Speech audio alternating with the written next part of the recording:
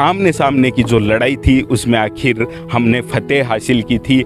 आज तक के इतिहास में अगर बात की जाए और इस धरा को, हमारे उन वीरों को अगर आप नमन करना चाहते हैं तो इस वीडियो को अपने दोस्तों के साथ, अपने परिचितों के साथ शेयर जरूर करना। एक सैनिक ने क्या खूब कहा है कि किसी गजरे की खुशबू को महकता छोड़ आया हूँ, मेरी नन्ही सी चिड़िया को चहकता छोड़ आया हूँ, मुझे छाती से अपनी तू लगा लेना ए भारत माँ, मैं अपनी माँ की बाहों को तरसता छोड़ आया।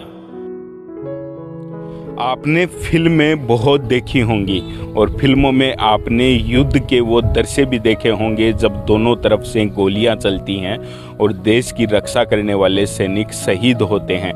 लेकिन आप वही मंजर अगर आपको हकीकत में महसूस करने का मौका मिले तो आपको क्या लगेगा? कुछ वीर सैनिक जो शहीद हो गए, उनके ही मुंह से जो ये चंद लाइनें निकली हैं वो सुन के आपके रोंगटे खड़े हो जाएंगे।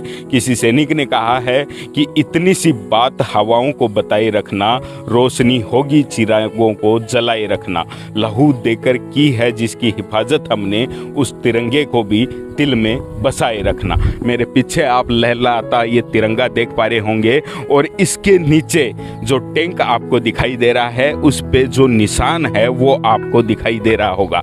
ये पाकिस्तान का वो टैंक है जो आया तो था भारत के इस बॉर्डर को नेस्ता नाबूद करने के लिए, लेकिन यहाँ के सुरवीरों ने उनका टैंक ही छीन के यहाँ इसलिए लगा दिया ताकि लोग याद कर सकें कि हमारे सैनिकों ने किस तरीके से पाकिस्तान के पांव उखाड़े थे।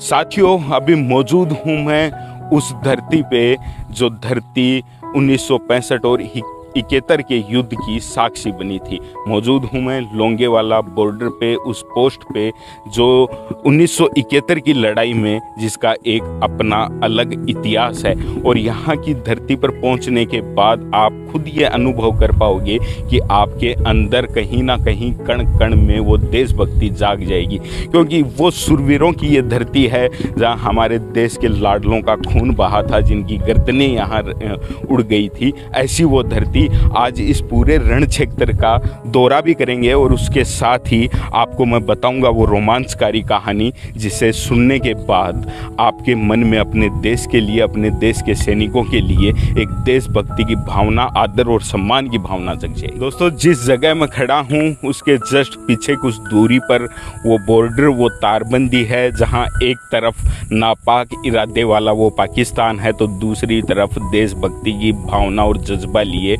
हमारे भारतवासी हैं। यहाँ जब आप आगे धीरे धीरे बढ़ेंगे तो ऐसे पत्थरों पे जो स्लोगन लिखे हुए हैं वो देख के खुद में एक अलग जोश उठ जाता है। मैं आपको बताता हूँ कि यहाँ लिखा हुआ है, अपनी आज़ादी को हम हरगिज मिटा सकते नहीं, सर कटा सकते हैं लेकिन सर झुका सकते नहीं। क्या गजब की लाइनें यहाँ लिखी हुई हैं। और जो देश की सेना है उस सेना में जज्बा भरने के लिए ये ही उद्घोष और ये नारे उस सेना को इस स्तर पे पहुंचा देते हैं कि वो दुश्मन की छाती पे बैठ के उसकी गर्दन धड़ से अलग कर दिया करते हैं।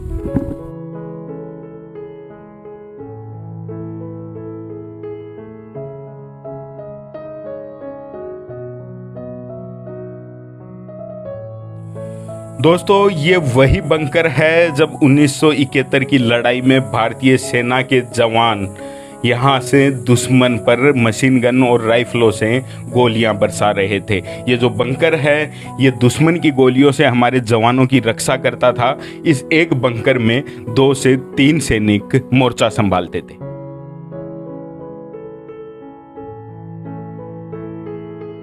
दोस्तों, यहाँ की मिट्टी का कण कण उस बहादुरी के किस्से सुनाता है।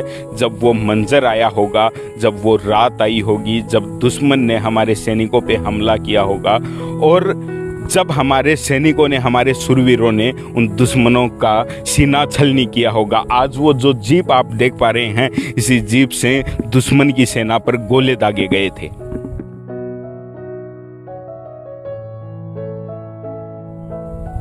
दोस्तों, मेरे पीछे जो आप ये एक टैंक देख रहे हैं, टूटा हुआ टैंक जिसकी नली आगे से टूटी हुई है जहाँ से गोले दागे जाते थे, इसी टैंक के पास से आज मैं आपको सुनाता हूँ वो रोमांचकारी कहानी कि किस तरीके से लोंगेवाला में जब 1971 के युद्ध में पाकिस्तानी फौज ने हमला करने का, आक्रमण करने का विचार बनाया और किस तरीके से हमारे भारतीय शूरवीरों ने उन्हें धूल चटा दी और पीछे हटने के लिए मजबूर कर दिया।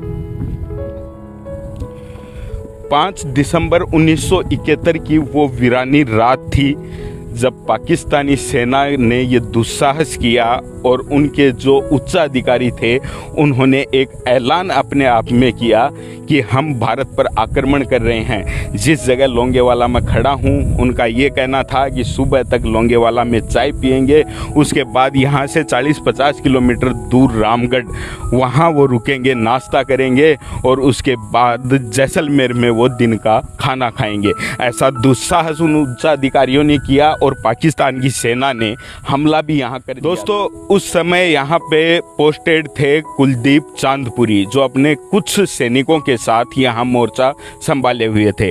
उनके जो अन्य बटालियन के साथी थे वो यहाँ से 17 किलोमीटर दूर दूसरे मोर्चे पर थे। अचानक से पाकिस्तान की सेना आक्रमण कर देती है। उच्चाधिकारियों तक कुलदीप चांदपुरी सूचना पहुँचाते हैं कि यहाँ हमला हो गया है।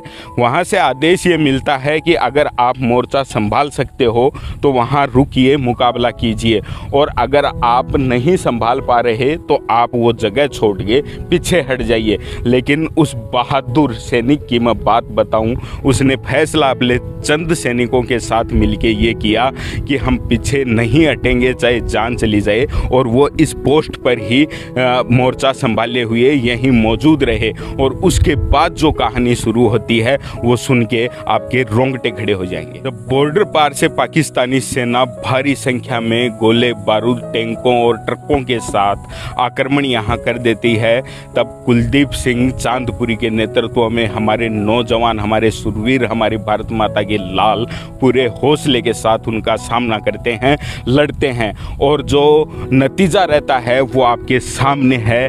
उनके टैंक हैं उनको ध्वस्त कर दिया जाता है, उनके ट्रकों को यहीं रख लिया जाता है।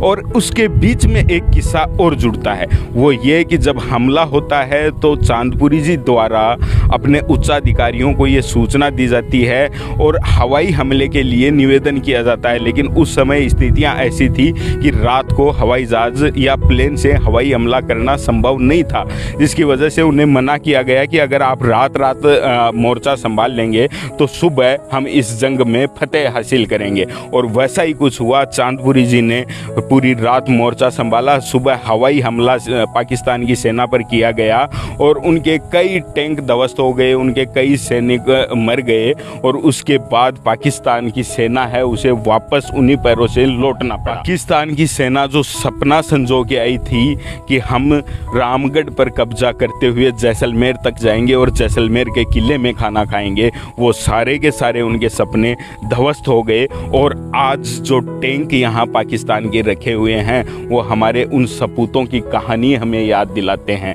यहाँ के दर से और यहाँ के मिट्टी के कण कण में वो देशभक्ति, वो जज्बा और वो हौसला भरा हुआ है, जिस हौसले से उस समय उन सैनिकों ने, माँ भारती के लालों ने सामना दुश्मन का किया था। और ये आमने सामने की जो लड़ाई थी उसमें आखिर हमने फतेह हासिल की थी। आज तक के इतिहास में अगर बात की जाए तो 1971 का जो युद्ध हुआ था और उसमें जिस तरह की विजय हमने हासिल की थी, ऐसा पहले कभी नहीं हुआ है। धोखे से ये लड़ाई पाकिस्तान ने छेड़ी थी लेकिन उसे मुंह की खानी पड़ी थी। आपको ये वीडियो कैसा लगा कमेंट करके ज़रूर बताना। और इस धरा को, हमारे उन वीरों को अगर आप नमन करना चाहते हैं तो इस वीडियो को अपने दोस्तों के साथ, अपने परिचितों के साथ शेयर ज़रूर करना, ताकि आने वाली हमारी पीढ़ियाँ इस दृश्य को, इस मंजर को याद रख सकें। धन्यवाद।